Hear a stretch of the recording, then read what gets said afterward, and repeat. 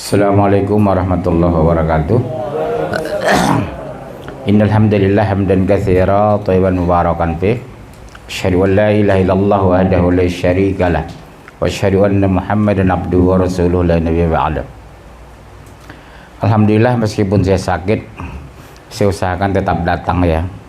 Karena membatalkan acara sesingkat itu tidak gampang. Oleh sebab itu doakan saya sehat. Mudah-mudahan kesehatan itu membuat kita beribadah lebih baik, bertakwa lebih baik, beriman lebih baik. Ibu-ibu sekalian, banyak yang harus kita syukuri hidup ini. Apa yang paling penting kita syukuri itu? Silakan jawab. Kalau jawaban benar boleh pulang. Masih ada nikmat iman. Sehat kok nggak beriman, neraka kok. Nikmat yang kita paling syukuri adalah nikmat iman Islam. Sebab dari 7 miliar penduduk dunia sekarang, yang Islam itu cuma 1,7, 5,3 miliar penduduk neraka jahanam insyaallah. Kita seolah-olah Islam itu turun begitu saja. Tidak. Bisa jadi kan kita lahir bukan dari ayah yang muslim. Bisa jadi murtad seperti kebanyakan sekarang. Kita bersyukur masih bertahan Islam, masih berikan kemudahan beribadah, masih mau bangun subuh jam 4. Itu semua jangan kita kira terjadi begitu saja. Semua itu kemudahan dan nikmat dari Allah. Saya tidak terlalu pusing Bu mikirin dunia ini. Karena sebentar, paling tua saya 200 tahun mungkin, udah meninggal. Ada nggak 200 tahun saya? Tapi di akhirat itu selama-lamanya khalidina fiha abada. Kadang orang saya lihat mengejar dunia lupa sholat. Kerja pagi pulang sore, sholat isya tinggal, sholat subuh kesiangan. Padahal dia tahu hidup itu sebentar. Sekarang kan paling 60 sampai 70. Data yang kita lihat Indonesia. Beda dengan Eropa, Amerika. Tingkat hidup mereka sampai 80 tahun. Kita orang Asia 60 sampai 70. Itu pun 60 sudah mulai uzur. Makanan sudah dikurangi. Makan nasi takut diabetes. Makan buah kemahalan. Makan salak kekenyangan. Akhirnya apa? Nggak ada yang dimakan. Ciri-ciri orang beriman itu mensyukuri nikmat sekecil apapun. Jangan lihat nikmat itu kecil atau besar, tapi lihat itu semua dari Allah. Terutama bunda kesehatan itu. Jangan ibu kira sehat itu datang begitu saja. Karena Allah berikan. Buktinya apa? Ketika ibu diberikan sakit, baru terasa nikmat sehat. Ketika mata bengkak, baru terasa nikmat mata. Ketika perut sakit, baru terasa nikmat perut. Ya Allah, enak ya kalau sehat. Cuma ketika sehat lupa bersyukur. Sakit baru merenung. Astagfirullah. Waktu sehat aku lupa bersyukur ya Allah. Jadi syukur itu tidak sekadar ucapan. Kita buktikan apa? Ibadah tekun. Kedua, rajin sedekah. Salah satu bentuk orang bersyukur itu bunda, rajin sedekah. Ada makanan di kulkas, ada tamu, dibagi. Jangan biasakan tamu pulang tanpa bawa apa-apa. Ibu saya seumur hidup Bu, belum pernah orang bertamu ke rumah kami yang pulang tangan kosong. Dia kasih mukena, kasih baju, kasih rok, kasih itu. Minimal kasih makanan dari kulkas. Aku ini punya mukena loh, punya kerudung. Mau nggak kamu pakai? Iya Bu, udah ambil aja. Saya belum pernah lihat tamu ke rumah kami pulang tanpa membawa sesuatu. Itulah saya salut sama lemah lembut ibu saya, yang saya sendiri pun belum tentu bisa melakukannya. Tak pernah bunda tamu kami pulang tanpa bawa apa-apa dari rumah. Ada kerudung, mereka kasih kerudung. Ini ada kerudungku, ibu mau pakai? Mau Bu, bawa, udah bawa aja, ambil ya. Ada mukena, ini ada mukena Bu, ibu mau pakai kan? Mau, ambil aja Bu. Subhanallah, yang sudah langka saya temukan sekarang ya Pak. Yang kedua, nggak boleh tamu kami pulang sebelum makan, pantang pulang kalau nggak makan.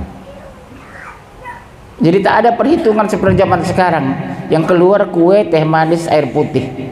Kalau ibu saya nggak, harus makan. Nggak ada istilah nggak makan tamu kami. Coba ibu koreksi ibu. Bu, ibu, apakah tamu ke rumah dikasih makan? Cuma 2 orang jawab insya Allah. Selebihnya enggak kan? Kasih kue, kasih ala kadarnya, pulang kondisi lapar, dosa besar ibu.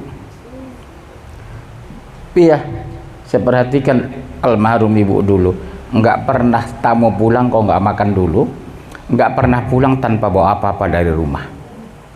Dan sampai hari ini aku anak kandungnya belum bisa mencontohnya, Pak. Kadang kita ngasih tamu ala kadarnya, ada kue ya ada, nggak apa-apa ya Pak ya. Kan tidak pernah kita mikir, bu beli makanan bu, tamu kita makan dulu baru pulang. Jarang kan suami seperti itu ya. Belum nikah kan, nanti kalau nikah lakukan itu nak, tegas sama istri, jangan ada yang pulang dari rumah ini kalau nggak makan ya. Dosa besar kita, tamu pulang kondisi lapar. Tamu itu raja, muliakan dia apapun agamanya. Jangan mentang-mentang anak pejabat, mentang-mentang datang orang kaya dikasih makan enak, giliran orang susah.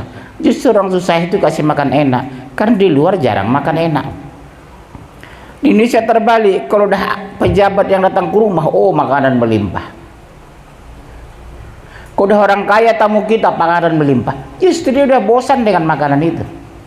Yang kita kasih itu justru orang miskin, bu. Saya yakin ibu-ibu belum melakukan itu. Ibu ada nggak langsung nyiapin makanan enak sama orang yang bertamu ke rumah? Belum tentu. Kenapa saya tahu? Saya kan sering bertamu ke rumah orang kaya. Jam 11 sampai jam 2 saya di rumah itu nggak kasih makan. Dalam hati saya, di mana ya nurani ibu ini? Jam 11 saya bertamu sampai jam 2, sengaja saya nguji iman mereka. Bisa-bisanya ustadz nggak kasih makan, bertamu begitu.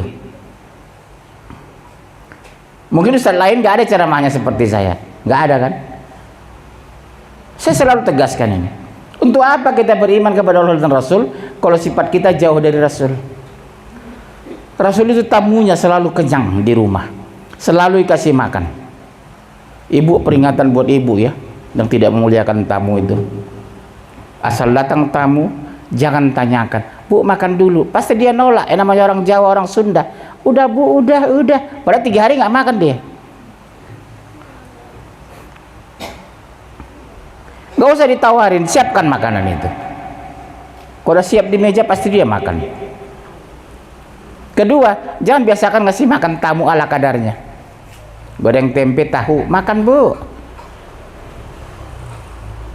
Tanya istri saya, bu, itu kalau ada tamu saya bilang siapkan, cari ikan, beli sop, bikin itu, bikin buah, bikin sayur. Ibuku begitu dulu ngajari kami.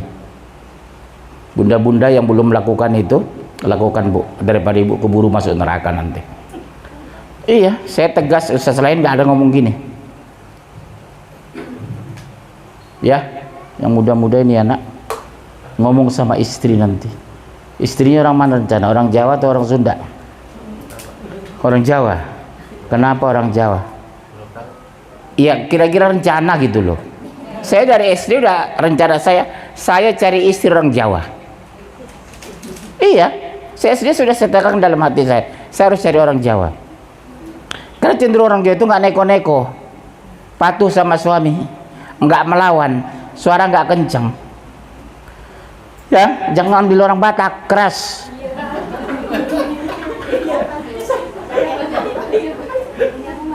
Hah? Iya. Orang Batak itu keras perempuannya, walaupun memang baik, tetap baik, cuma keras.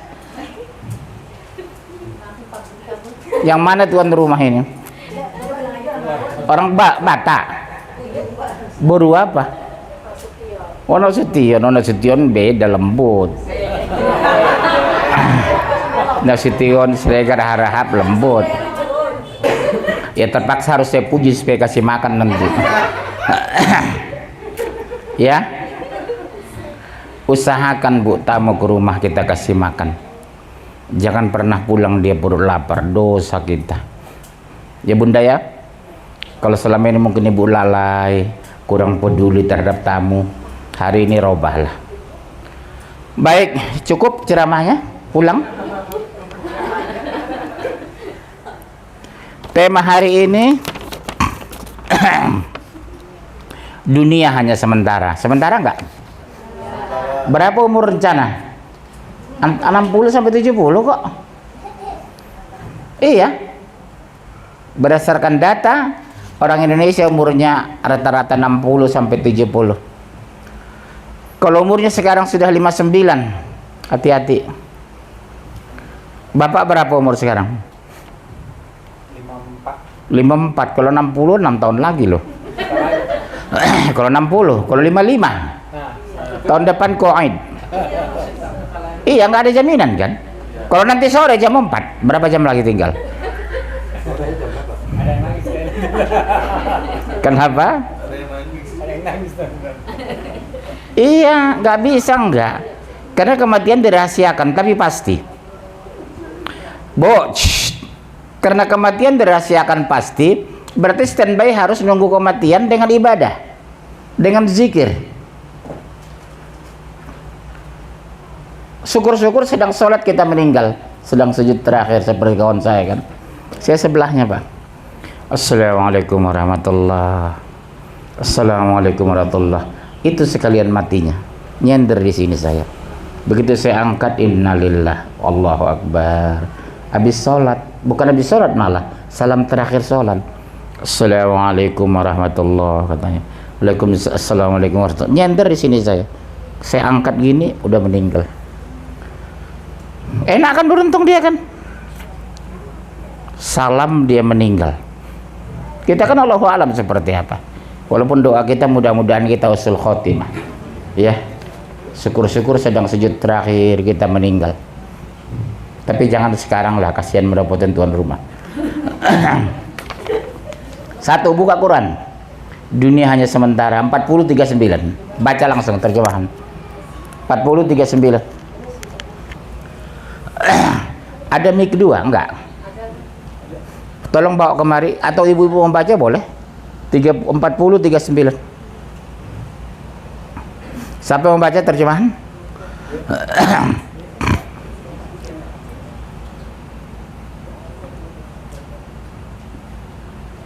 Ya. Hai kawanku, sesungguhnya kehidupan dunia itu hanyalah kesenangan sementara. Oh, kesenangan sementara Bunda. Makan enak sampai 40 tahun, di atas itu udah nggak enak. Dan sesungguhnya akhirat itulah negeri yang kekal. Betul. Di sana selama-lamanya khalidina fiha abada. Bu, mulai hari ini mikir ulang lah Ibu. Jangan sampai dipaksa, maaf ya Bunda, jangan tersinggung. Jangan sampai dipaksa suami cari rezeki dari yang haram. Gara-gara rumah mau mewah, mobil mau bagus, makanan mau bergizi. Hidup apa adanya tapi halal jauh lebih nikmat.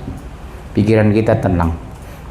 Ibu jangan terpengaruh mereka di luar sana, rumah mewah, mobil mewah, ternyata korupsi dan mencuri. Ya, saya nggak terpengaruh Bu. Tetangga saya orang-orang kaya. Dalam hati saya, ya Allah, orang kaya tapi hidupnya gelisah. Banyak, kenapa saya tahu? Mereka sendiri yang cerita. Jadi habis saya ngisi pengajian di rumah orang kaya, rumah mewah, mobil mewah, segala macam. Saya bilang sama ibu ini, kebetulan ibu ini orang Minang ya, orang Padang. Ya enak banget ibu ya, punya rumah besar, punya mobil mewah, uang banyak, suami pejabat. Diam dia di forum itu. Tiba-tiba saya pulang, diantar sampai ke mobil. Apa dia bilang terakhir? Saya sedih juga dengar pengakuannya. Pak Ustadz, Ustadz lihat saya tinggal di rumah mewah, mobil mewah, uang banyak. Terus terang saya nggak pernah tenang tinggal di rumah ini Ustadz. Subhanallah. Jadi rumah mewah, mobil mewah, uang banyak, tidak jaminan bahagia ternyata. Jadi selama ini kita anggap orang-orang kaya itu bahagia, belum tentu. Belum tentu kok. Dan itu pengakuan jujur mereka. Hidup gelisah, makanan bergizi, belum tentu makan selera. Rumah besar, kamar mewah, belum tentu tidur pules. Orang kaya itu banyak tidur nggak bisa. Saya nggak bisa tidur, Ustadz, gelisah katanya. Ya Allah, kamar AC yang termahal, ruangan mewah, kamar besar, tapi nggak bisa tidur. Kita rumah ala kadarnya, kamar kecil, tapi alhamdulillah tidur bisa pules. Saking pulesnya subuh kesiangan. Ya. Ya.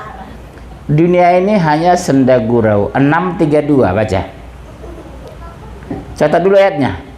632 5720 2964 4736. Saya ulangi. 632 5720 2964 4736. Silakan 632. Dan tiadalah kehidupan dunia ini selain dari main-main dan senda-gurau belaka. Dan sungguh kampung akhirat itu lebih baik bagi orang-orang yang bertakwa. Ya Allah. Maka tidakkah kamu memahaminya? Dunia ini sementara, kampung akhirat itu lebih baik bagi orang yang bertakwa. Kenapa, Bu? Karena akhirat itu kekal. Kedua, kenikmatannya maksimal. Kita makan enak, maaf, besok jam 5 sudah keluar. Bapak tahu di surga itu nggak ada pipis, nggak ada beol. Terus dari mana makanan keluar sarinya? Lewat keringat. Kalau ibu keringat bawa bapak, bawa jengkol, bawa pete. Kalau mereka bau minyak kasturi. Iya, bau keringatnya orang penduduk surga itu, Bu, bau kasturi. Kalau ibu kan bau jengkol, bawa pete, bikin sambal jengkol. Apalagi orang Awak, orang Padang. Ada sini orang Padang, orang Minang. Paling hobi makan pete, makan jengkol orang Minang itu. Kalau saya sih kurang banyak. Ya, surat 5720. Ketahuilah bahwa sesungguhnya kehidupan dunia itu hanyalah permainan dan suatu yang melalaikan. Oh, permainan, Bu.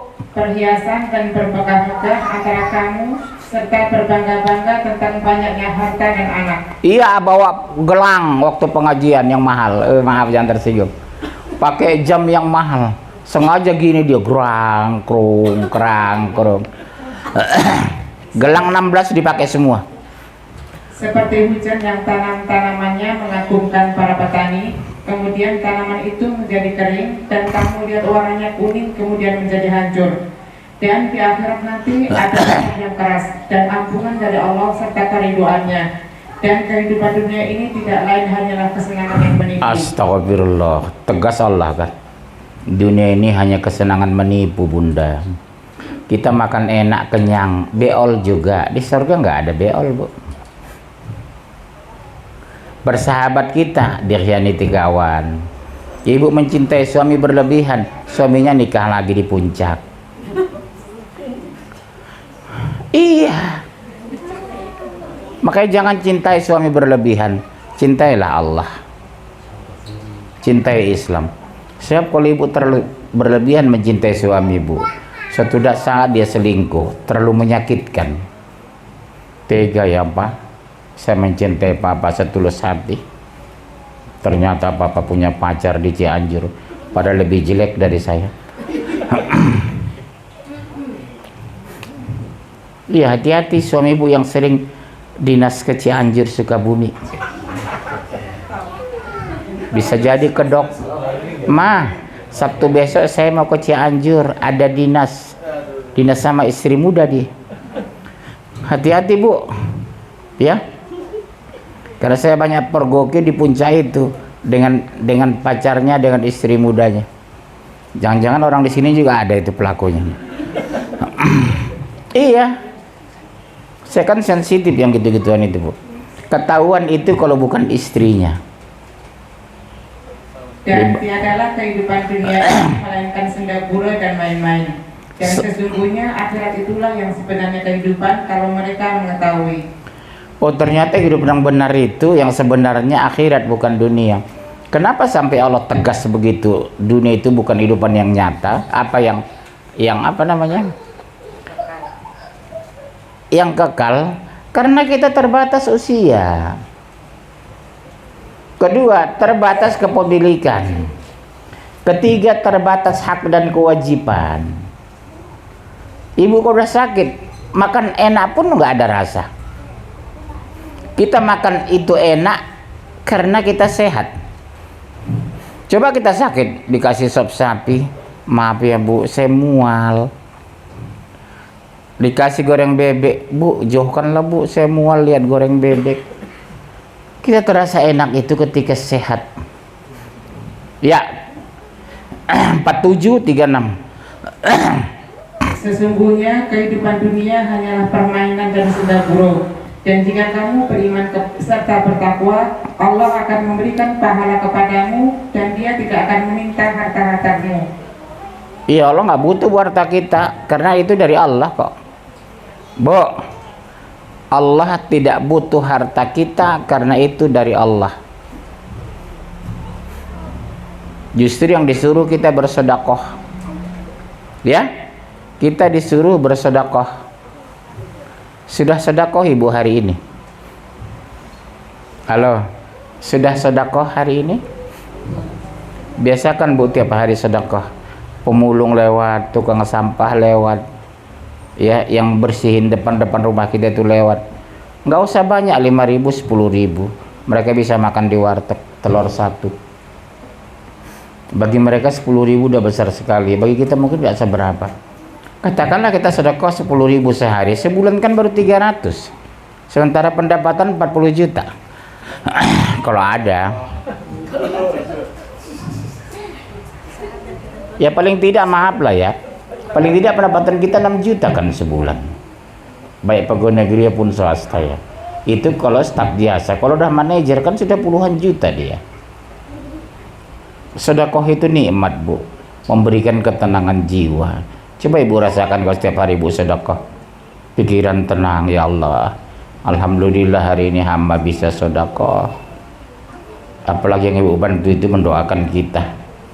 Berhenti dia di bawah pohon. Ya Allah, berkahilah Ibu yang bersedekah sama aku hari ini ya Allah, karena dia orang taat, miskin tapi taat, miskin tapi tawadhu, miskin tapi istiqomah. Dia minkan malaikat, dikabulkan Allah doa dia. Hidup kita berkah gara-gara doa orang miskin tadi. Makanya biasakan sedekah ya. Yang kedua, tujuan hidup di dunia. 5156 221. Tujuan hidup di dunia, apa sih tujuan hidup? 5156 surat 221. Dan aku tidak menciptakan jin dan manusia melainkan supaya mereka menyembahku. Oh, tujuan Allah menciptakan kita supaya menyembahnya, bukan hura-hura, bukan syirik, tapi apa? Supaya mereka menyembahku. Ud'uuni astajib lakum. Ya, sholat. Tapi masih banyak saya pergoki anak-anak muslim nggak sholat. Bapaknya rajin ke masjid, anaknya cuek di rumah main gitar. Anehnya bapaknya nggak negur tegas, main gitar di rumah. Jauh, ya jauh lah dari Allah. Oh, anak saya nggak bisa Pak, nggak ada alat-alat musik di rumah itu. Sholat ke masjid, tiap malam harus baca Quran, tidak boleh berkeliaran malam, nggak bergaul dengan orang-orang nggak jelas ya nak ya. Ya, siapa namanya nak? Nopal. Nopal itu kalau bergaul pilih ya nak, yang betul-betul mendekatkan diri ke surga. Kalau kita bersahabat dengan orang baik, orang benar, insya Allah kita jadi orang baik. Seperti Bapak di Medan. Kalau salah-salah teman jadi setan mungkin bapak dulu. Banyak orang Medan kan setan. Iya, saya betul-betul selektif milih kawan dulu. Dan saya tidak pernah, maaf nak, dengar ya bapak, belum pernah dalam sejarah saya punya teman akrab yang nggak benar. Orangnya semua rajin sholat, rajin Senin Kemis. Kadang saya salut juga, salutnya begini pak, SMA ya, orang tuanya pun kadang belum tentu sholat, orang tuanya pak belum tentu Senin Kemis, tapi Senin Kemis mereka nggak tinggal anak-anak itu. Jadi kalau saya mau ajak makan di sekolah SMA gitu, maaf Jir, aku lagi puasa, saya menangis itu. Ya Allah, saya tahu orang tua mereka siapa, tapi mereka puasa nak Senin Kemis. Pada ayah ibunya nggak ngerti agama, nggak kenal agama. Sesibuk-sibuk di kelas, hayya 'alas shalah, masjid kedengaran, masjid kampus, masjid sekolah. Permisi itu, misi pak. Dosen saya waktu itu kan Kristen, Damanik. Mau kemana kau? Katanya. Mau ke masjid, mau sholat. Udah pergi. Berani dia, tegas dia. Asal dengan hayya 'alas shalah, misi pak. Mau kemana kau? Mau sholat pak. Hanya dia yang berani. Ya, jangan tunggu habis waktu baru sholat. Tepat waktu. Saya yakin guru-guru sesadis apapun pasti mengizinkan kalau untuk sholat, karena itu hak azasi paling tinggi ibadah itu. Kristen apapun dia pasti mengizinkan. Pelanggaran HAM kalau nggak diizinkan itu. Ya nak ya. Jadi kalau SMA atau STM atau kuliah? Udah semester berapa? Dulu SMA berapa? STM? Oh man, oh apalagi man, basic agamanya sudah bagus. Manjad dawajadah. Ini adiknya atau abangnya? Adik. Sekolah atau kuliah? Di SD man juga? Mau ke UIN nanti enggak? Kuliahnya mau ke UIN? Mau kemana? Oh iya, jadi Ustadz. STPDN. STPDN itu bukan hanya bicara otak, tapi kepribadian. Jadi waktu tes itu nanti bukan hanya nilai akademis yang dinilai, karakter, sifat. Jadi tes nanti, kalau begini, bagaimana kamu menyikapinya? Jadi kalau kita nggak punya sikap, tidak punya karakter, ketahuan di jawaban itu. Karena terakhir itu, lulus atau tidak STPDN itu wawancara langsung dengan dosen. 2 orang ini. Setengah jam, 1 jam bisa. Satu mahasiswa itu, calon mahasiswa. Makanya orang-orang STPDN itu orang berkualitas itu pak. Dari kacamata otak ataupun kepribadian. Karena mereka calon pemimpin. Hai manusia, sembahlah Tuhanmu yang telah menciptakanmu dan orang-orang yang sebelummu, agar kamu bertakwa. Surat berapa itu?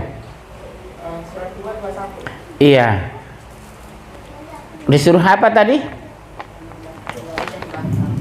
Hah?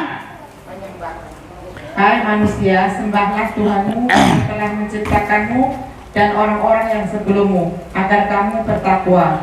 Disuruh menyembah dia lagi.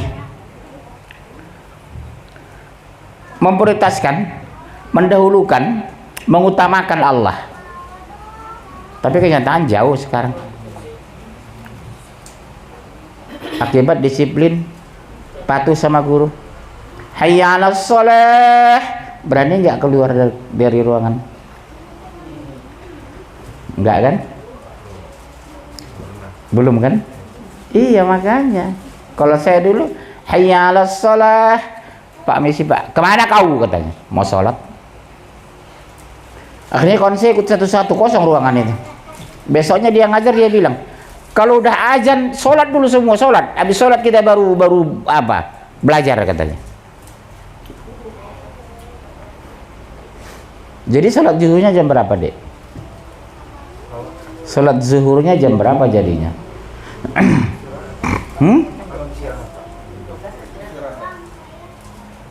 Biasanya jam-jam gitu masih di kelas kan? Oh enggak ya, udah jam istirahat ya. Oh, memang jujur jangan bohong ya nak. Memang ke masjid nggak waktu dengar azan langsung? Suka ke masjid atau tidak sering? Alhamdulillah. Kalau bisa begitu azan ke masjid, syukur-syukur ngajak teman ya. Abangnya rajin sholat nggak ini? Oh adek. Adeknya rajin sholat. Jangan nak, sholat itu wajib. Jangan sholat itu main-main. Karena ibadah yang diperiksa Allah sholat loh. Ya nak ya. Hari ini bismillah bertekad, ya Allah, lembutkan hati hamba untuk sholat tepat waktu dan tidak tinggal. Tahu nggak deh? Ibadah yang pertama diperiksa itu sholat nanti pada mahsyar. Di saat orang-orang sudah masuk surga, diinterogasi kita sholat itu. Dicek laporan malaikat, dilihat jam berapa sholatnya, kekhusukan sholatnya, bacaannya. Ya maaf ya Bu, jangan marah. Kadang baca Fatihah 8 kesalahan. Alhamdulillahi rabbil alamin. Salah nggak itu? Di mana letak salahnya? Ayo, di mana? Kalau bisa jawaban benar pulang aja. Di mana letaknya yang salahnya? 2 tadi salah itu waktu saya baca itu. Alham. Yang benar itu alham. Sepintas kan nggak ketahuan salah itu kan? Alham saya bilang tadi. Itu alham bukan alham. Ya rabbil alamin bukan alamin, ya alamin. Ain bukan alif. Fatihah itu nggak main-main ya nak. Itu rukun sholat soalnya. Sholat tanpa baca ayat gak ada masalah. Sunnah kok baca ayat itu. Tapi kalau Fatihah nggak sah Bu sholatnya. Nggak sah sholat tanpa Fatihah. Kalau ayat itu ibu nggak usah baca. Habis sholat dhalin amin, ibu langsung ruku, nggak ada masalah. Boleh. Karena ibu yang hafal cuma 2. Inna atoinya kulhu. Jadi sebelum sholat hal ibu udah catat. Pasti nak ini katanya. Malaikat sudah tahu. Rakaat pertama kulhu, rakaat kedua inna atoinya kal kausar. Fasolli rabbika wanhar. Inna syani'aka huwal abtar. Bu, jujur, ibu ada nggak setiap bulan hafalan Qurannya bertambah? Nah ibu kerudung coklat, ada nggak? Coba hari ini berniat menghafal ayat-ayat pendek di surah 30 juz amma itu Bu. Jangan sampai itu terus sampai meninggal nak toina.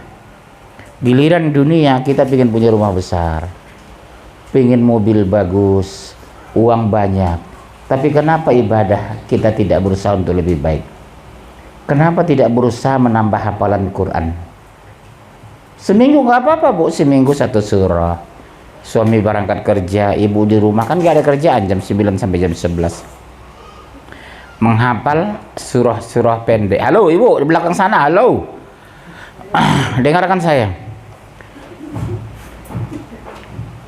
Ini ceramah loh Bu, nggak bisa main-main. Coba ibu pastikan dulu setiap bulan ada surah yang dihafal. Tapi jangan menghafal sendiri, harus punya guru. Sebab kalau menghafal sendiri, kesalahan membaca ayat nggak ketahuan. Sudah hafal baru ngomong sama Ustadz, Ustadz tolong simak bacaan saya dulu. Sebanyak sekali orang rajin menghafal Quran, tapi banyak salah. Jadi habis ibu hafal, pergi ke masjid, didampingi suami. Ustadz, tolong cek bacaan saya Ustadz. Udah ibu baca, ternyata ada 18 salah satu surah itu. Kita juga begitu laki-laki kok, bukan hanya mereka. Kadang saya berjamaah di ruang publik, misalnya di bandara ya, di mall. Kadang saya membatalkan sholat, nggak enak, nggak dibatalkan, Fatihah aja salah. Apa yang saya lakukan? Sholat tetap ikuti, tapi habis sholat salam, saya sholat zuhur lagi di belakang. Karena Fatihah itu rukun sholat. Salah Fatihah nggak sah sholat. Saya sering itu Pak, di bandara itu ikut berjamaah, bacaannya hancur sehancur-hancurnya, tapi kok nekat mau jadi imam. Makanya saya perhatikan itu kalau sholat di bandara, di ruang publik, Maaf, kadang saya sengaja maju ke depan, menghindari orang-orang seperti itu jadi imam. Terlalu pede. Iya, jangan ya nak. Kalau merasa bacaan kita belum pas, disuruh pun jangan mau. Maaf, bapak aja dulu, bapak aja lah imamnya pak. Bacaan saya masih banyak yang salah pak. Jadi kalau saya lihat di situ nggak ada memenuhi syarat, saya langsung maju ke depan imam. Salat maghrib, salat isya, salat subuh, salat zuhur, asar kan nggak masalah ya, baca sendiri-sendiri. Kedua nggak ketahuan di dalam hati. Tapi kalau zuhur, maghrib, isya, subuh kan kedengaran bacaannya itu. Anehnya itu pede maju ke depan. Jangan ya, jangan. Saya sendiri aja nggak mau itu kalau ruang publik ke depan itu. Kecuali disuruh, misalnya ada yang mengenal saya, Pak, imam aja, tutup gini nak, masuk setan nanti. Jadi kalau menguap itu jangan biasakan terbuka, setan masuk. Tutup begini boleh, ya. Udah cukup, selesai. 221 baca udah. 3. Allah tidak main-main dalam menciptakan manusia, makanya kita nggak bisa iseng hidup ini. 23 115, 21 16, 6 165, 35 39. Langsung 23 115.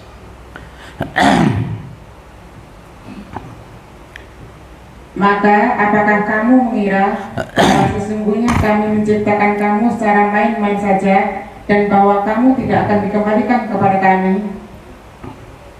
Oh, kami ciptakan kamu nggak main-main bu, makanya hidup nggak bisa iseng, nggak bisa main-main. Ibu ngaji nggak bisa main-main, ibu nikah nggak bisa main-main. Walaupun suami ibu mungkin iseng nggak sholat, suami ibu iseng nggak ngerti zakat, suami ibu iseng nggak puasa bulan Ramadan, ibu jangan ikut-ikutan. Makanya saya ingatkan sama ibu, terutama sama anak perempuan ibu, pastikan ya nak, calon suami kamu itu orang beriman. Biar kaya raya, yang penting beriman. Iya, nggak ada masalah, nggak apa-apa kaya raya, yang penting soleha. Calon cari dong. Hah? Iya, kalau dari sekarang udah cari, kita bisa memantau karakternya. Kalau udah cocok, selesai sarjana kerja langsung nikah, gak usah ikutin dia. Abangnya emang ini ya, ya sebagusnya kita usia 23-24 menikah laki-laki. Artinya usia muda anak kita sudah kuliah. Kalau bapak dulu nikah 33, 34 baru punya anak. Sekarang hampir 60, anak masih kecil. Iya, anak saya masih kuliah tiga-tiganya, sementara saya hampir 60 sudah. Bapak nikah umur berapa? 29, telat sebenarnya itu. Iya, saya 33 malah. Nikah itu umur 24-25 ya nak ya, insya. Cari istri itu yang cantik, kaya, soleh. Ya, cantik, kaya, soleh. Sudah ketemu gak kira-kira bayangannya itu?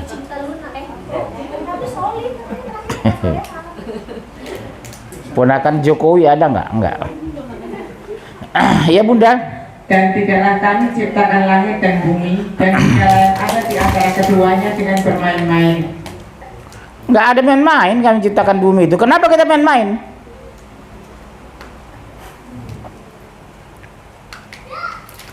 Kami nggak main-main menciptakan bumi itu supaya dihuni manusia, supaya beribadah. Tapi kenapa manusia yang berkeliaran di atas bumi itu main-main? Bersenda gurau, nggak ingat sholat, nggak tahu ibadah, berhijab nggak benar.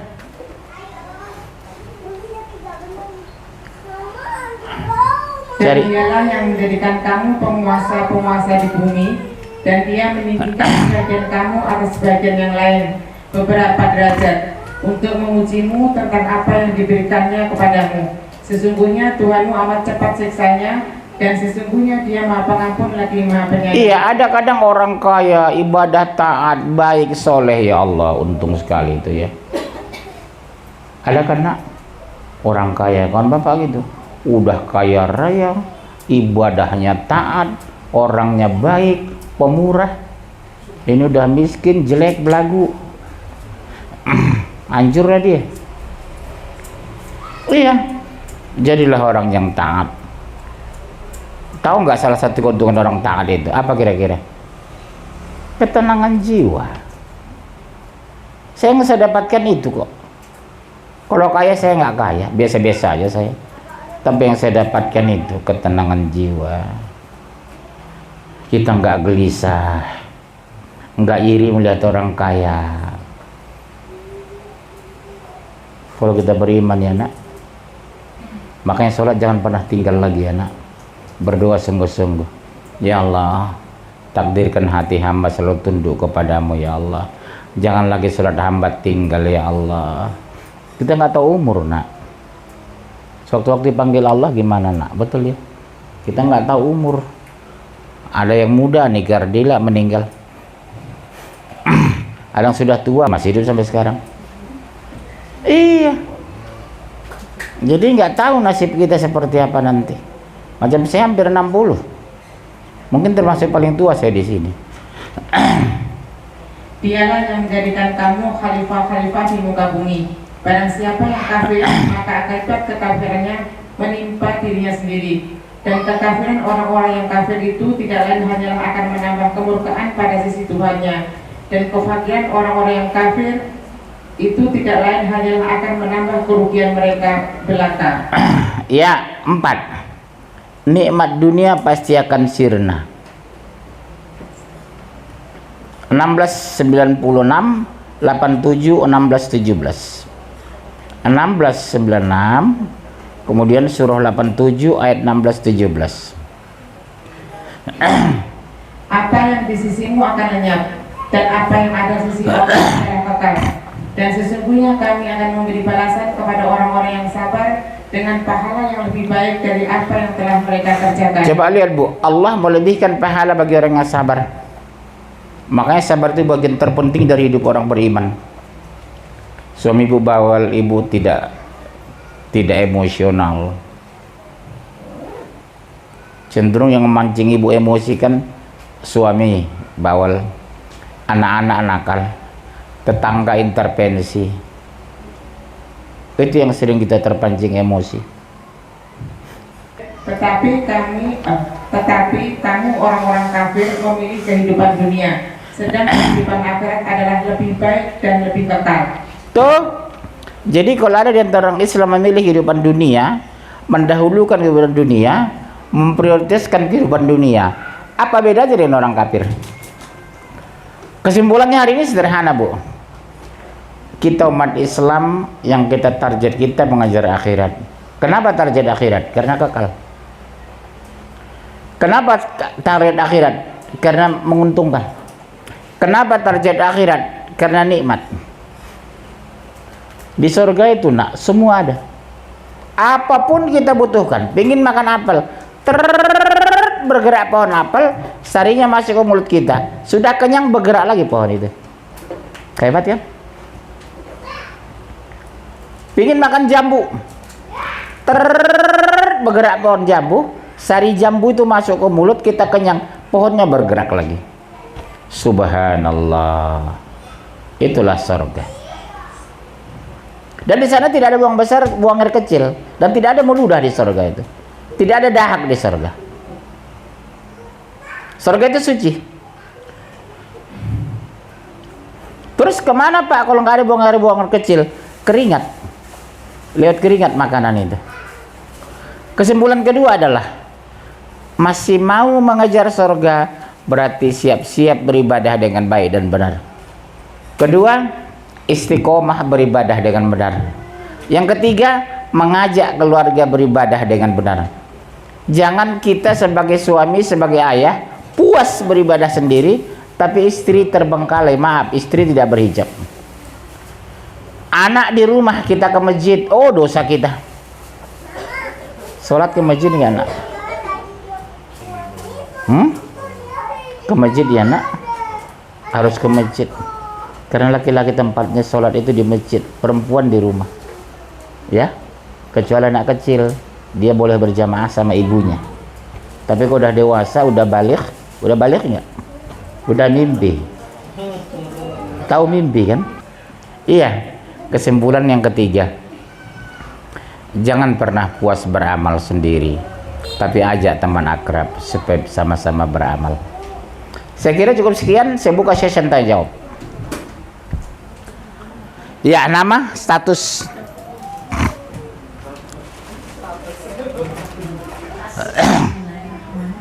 Assalamualaikum warahmatullahi wabarakatuh. Waalaikumsalam. Nama saya Lolita. Siapa? Lolita. Orang Jawa, Sunda? Kalimantan Jawa. Oh iya iya.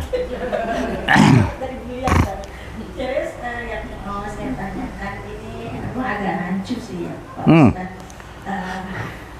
Yang sering kita dengar adalah mengenai siksa kubur. Iya, betul. Ini akal saya aja sih, bukan berdasarkan Al-Quran ataupun kebenaran dari manapun. Iya. Kalau dari akal saya, Asumsi Ibu ya. kalau akal saya pribadi, pikiran saya pribadi, Iya. itu saya klarifikasi barangkali saya salah.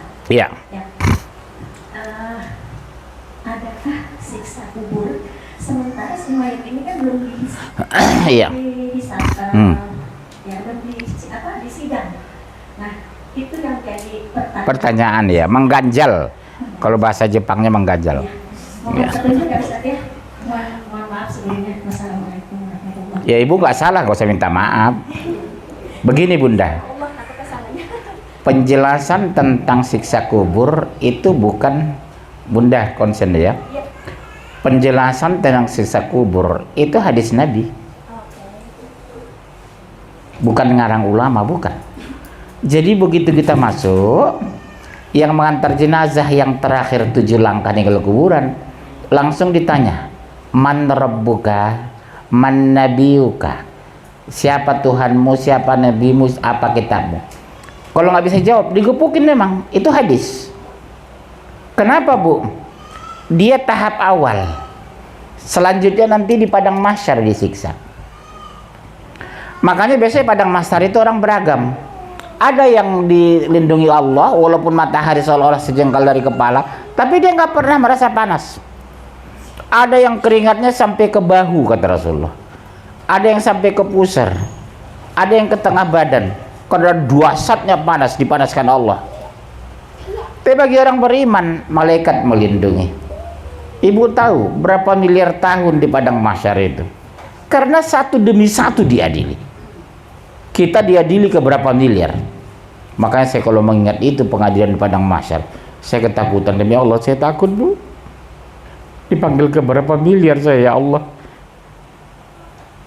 Satu-satu ditanya.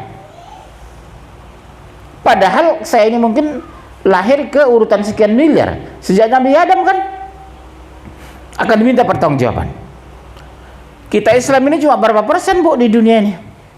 Penduduk dunia 7 miliar, kita 1,7. 5,3 kafir. Islam aja disidang apalagi kafir. Ditanya, sholat enggak? Oh sholat, bacaannya benar enggak? Oh benar, tepat waktu enggak? Baru kita gemetaran. Semua orang kata Rasulullah Bu, menghadap Allah itu tertunduk ketakutan. Semua orang tidak mengenal beriman atau tidak. Kenapa ketakutan? Tidak ada yang melindungi kita kecuali iman dan amal soleh.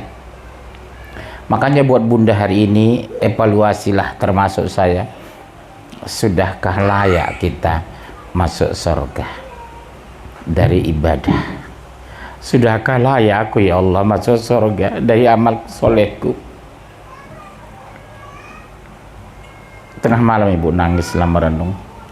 Kalau karena amal ibadahku ya Allah, aku nggak pantas masuk surga ya Allah. Tapi aku nggak kuat neraka itu ya Allah. Ampuni hamba ya Allah. Hanya itu yang bisa kita lakukan. Ya nak ya, jangan pernah tinggal sholat lagi ya. Serius mulai hari ini. Berat nak meninggalkan sholat itu. Tahu nggak dosanya? Sekali meninggalkan sholat, dosanya sebesar gunung Uhud. 1 gunung Uhud. Udah haji, udah umroh, Gunung Uhud itu nak 7 kilometer bentangannya. Sebesar itulah dosa orang meninggalkan sholat itu. Gunung Uhud itu pasti kita lalui itu, Gunung Uhud ini 7 kilometer bentangannya dari ujung ke ujung. Nggak terlalu tinggi Gunung Uhud itu, tapi bentangannya yang panjang. Begitu dahsyatnya besok di padang mahsyar itu. Tapi orang kadang sholat itu iseng, kapan sempat aja dan kapan ingat ya. Nggak ingat ya sudah, nggak sempat ya sudah. Mulai malam ini, mulai sore ini, mulai hari ini, banyaklah kita berdoa agar kita selalu memuliakan waktu sholat itu, insya Allah. Baik, yang lain? Iya, takut dia bilang blow on.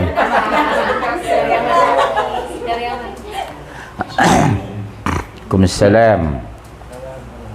Assalamualaikum warahmatullahi wabarakatuh. Bahwasannya kita sudah mulai bahwa doa dari para orang tua kan tidak ada hindaknya. Kurang saya tangkap apa? Doa dari orang tua anaknya itu insya Allah Allah berkati. Apalagi doa seorang ibu yang saya tahu seperti itu kan.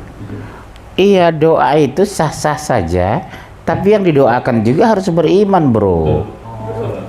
Justru yang saya tanya sebaliknya. Bagaimana? Sama Ya.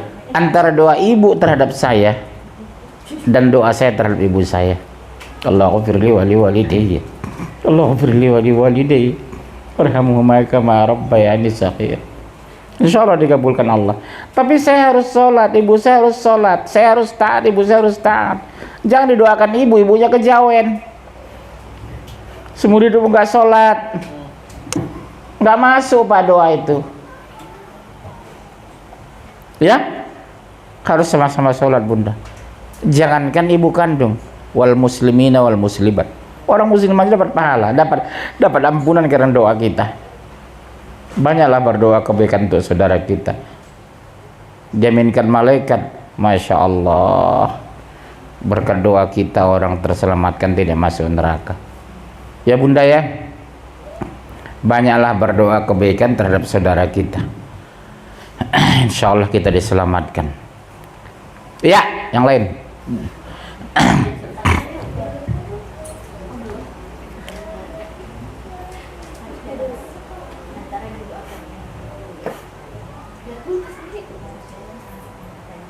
Halo. Kalau nggak yang nanya, boleh nambah nggak? Iya. Baik, tadi sudah terjawab, alhamdulillah. Kemudian jika kita sebagai posisi seorang anak mengetahui orang tua kita mohon maaf ada keterbatasan terkait dengan ibadah misalnya. Contohnya apa? Misalnya itu kita jangan sholat, walaupun dia muslim gitu. Apa kalau yang non muslim udah jelas kan ya? Iya pasti. Ya pasti. Nah ini dia muslim tetapi tidak sholat atau tidak melakukan ibadah lain. Sebagai anak, apa yang sekiranya kita dilakukan? Sebagai anak, pertama mengajak, membujuknya supaya sholat. Yang kedua mendoakannya. Rabb, berikan hidayah kepada ibuku ya Allah. Dia berusaha payah dulu melahirkan dan membesarkan aku. Sedih kita kalau sampai keluarga nggak sholat. Apalagi ibu kandung kita yang maaf bicara, maaf sekali.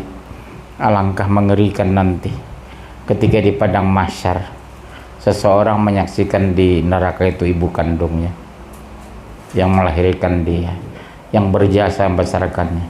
Ternyata salah satu penduduk neraka adalah ibu kandungnya. Ya, teman akrab saja pun kita sedih kalau masuk neraka, apalagi ibu yang melahirkan kita.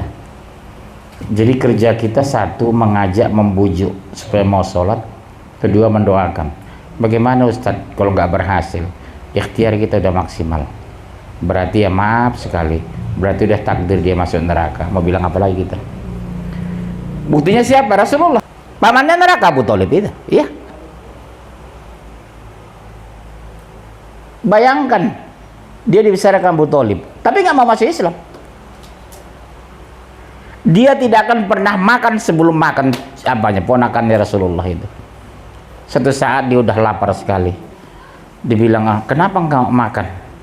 Aku tidak akan makan makanan ini sebelum Muhammad memakannya, subhanallah. Tapi apa boleh buat, hidayah tidak turun kepadanya. Jadi kita bersyukur dapat hidayah. Jangan kita kira hidayah itu turun begitu saja. Makanya kita berusaha, ibu ayah kita orang taat, Bu. Nasihati terus, "Ma, sholat lama, masih ada waktu, Ma." Mungkin maaf ya Bunda, di antara ibu di sini ada yang orang tuanya nggak sholat, kakeknya nggak sholat. Nasihati, sholat ke, resikonya neraka ke. Ya, kita nasihati, kita doakan. Baik, saya kira cukup sekian. Mudah-mudahan kita bertemu tahun 2025, insya Allah. Ini setiap bulan ramai terus kayak gini. Alhamdulillah. Jadi bergiliran dari rumah ke rumah. Oh iya. Mudah-mudahan ibu-ibu tetap hadir ke pengajian ya Bunda ya. Daripada ke mall mendingan kita pengajian, dapat kebaikan dunia akhirat. Doa kafaratul majlis. Subhanakallahumma bihamdika asyhadu an la ilaha illa anta astaghfiruka wa atubu ilaik. Sampai jumpa, kami kembali ke studio.